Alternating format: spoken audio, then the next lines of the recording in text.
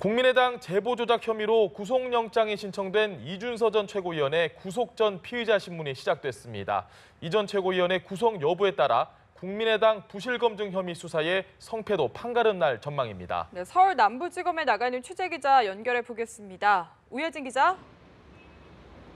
네, 서울 남부지방법원에 나와 있습니다. 국민의당 제보 조작 관련 혐의를 받는 이준서 전 최고위원과 이유미 씨의 남동생의 구속 전 피의자 신문, 그러니까 영장실질심사가 막 시작됐습니다.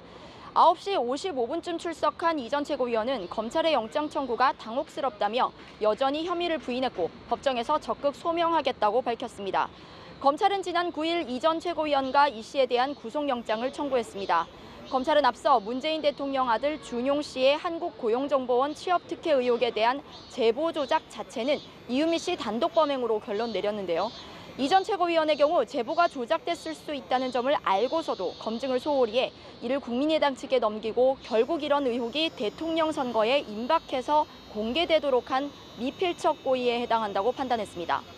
제보 공개 전 국민의당 관계자들이 수차례 제보 관련 정보를 요구했지만 제보자 보호를 이유로 이를 거부했고 제보자가 공개된 후에는 이유미 씨의 거듭된 불안감 토로를 무시한 정황이 결코 단순한 실수가 아니라는 겁니다.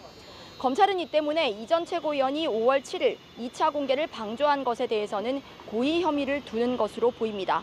한편 이무 씨 동생 이모 씨의 경우 문준용 씨 미국 파슨스 디자인 스쿨 동료의 음성을 연기해 제보 조작을 도운 혐의를 받고 있습니다.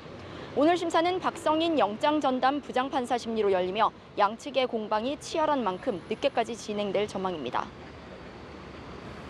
오혜진 기자, 검찰이 오늘 영장실질심사에 상당히 공을 들였다고 하는데 법원의 구속영장 발부가 이번 수사에서 어떤 의미가 있는가요? 네, 제보가 공개되기까지 이 전 최고위원을 포함한 국민의당 관계자들이 부실 검증이 얼마나 영향을 미쳤느냐는 제보 조작과는 또 다른 문제인데요.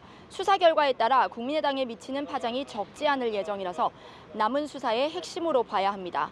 이 전 최고위원에 대한 구속 주장이 법원을 설득하지 못한다면 검찰 수사는 차질을 빚을 수밖에 없습니다. 반대로 법원이 구속을 결정하면 조작된 제보를 일부러 공개했다는 혐의점이 더욱 짙어지는 만큼 관련 수사도 더욱 탄력이 붙을 전망입니다. 네, 그렇다면 앞으로 검찰 수사 방향은 어떻게 됩니까? 네, 검찰은 이 전 최고위원에게 구속영장을 청구한 다음 날 공명선거 추진단 김성호 수석 부단장, 김인원 부단장 재소환을 결정했습니다. 이들에게도 이 전 최고위원과 마찬가지로 부실한 검증 혐의를 두는 것으로 보이는데요. 김성호 전 의원과 김인원 변호사는 대선 당시 조작된 음성 파일과 카카오톡 캡처 화면을 공개하고 제대로 제보자 정보를 확인하지 않은 혐의를 받고 있습니다.